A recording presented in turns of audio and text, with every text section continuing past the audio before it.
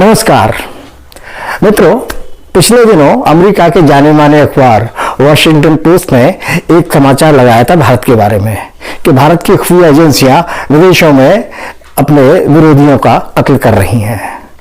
इसी समाचार को लेकर देश के एक प्रख्यात पत्रकार आशुतोष ने अपने YouTube चैनल सत्यहिंदी.com पर एक परिचर्चा आयोजित की थी।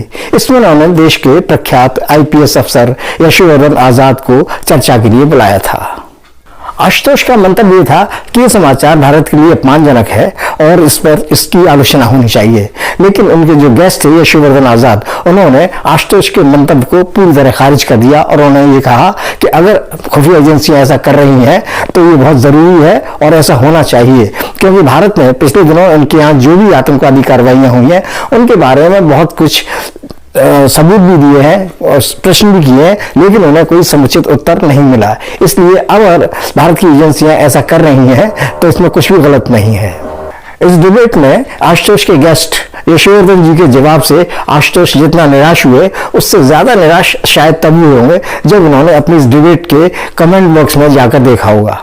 तकरीबन 1240 दर्शकों ने कमेंट किया और उसमें लगभग सभी ने आशुतोष को जी भर कर कोसा, क्या लगभग भिगो कर जूतियां लगाई हैं। आइए उनमें से कुछ कमेंट हम आपको दिखाते हैं। जयप्रतो घोष लिखते हैं, यशोवर्धन जी के जवाब सुनकर आशुतोष जी के चेहरे का रंग सफ़ेद हो गया। फेयर एंड लवली जो न कर सका वो यशोवर्धन जी ने कर दिया।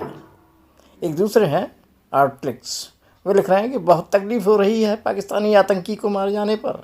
कभी कभी शक तो होता है, क्या ऐसे लोगों को गद्दार कहते हैं क्या?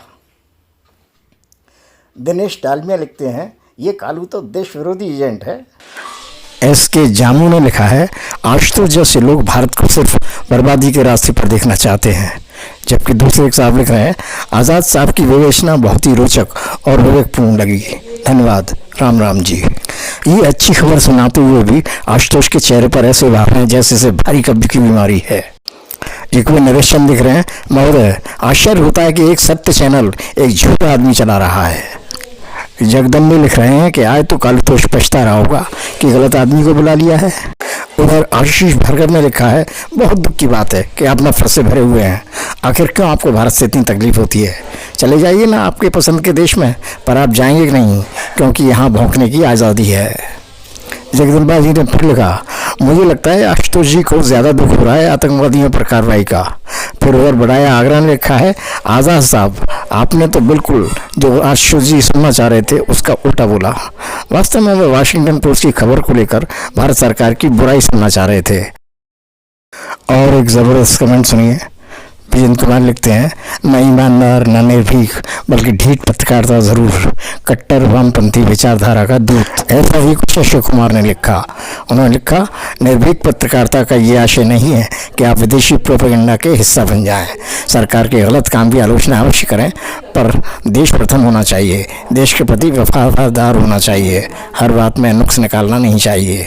तो मित्रों, इस चर्चा को देखने वाले दर्शकों की प्रतिक्रिया से आप समझ गए होंगे कि उन आशुतोष के दर्शकों की उनके रवैये, उनके मंतव्य या उनके विचारों से कितनी घोर असहमति है। लेकिन ये कहना शायद गलत नहीं होगा कि ऐसे घोर असहमति के बावजूद आशुतोष जैसे ढीठ लोग अपने विचारों में परिवर्तन करने वाले हैं नहीं। चलिए ऐसे ही फिर किसी मुद्दे के साथ आपके साथ होंगे, तब तक के लिए नमस्कार, जय हिंद, जय भारत।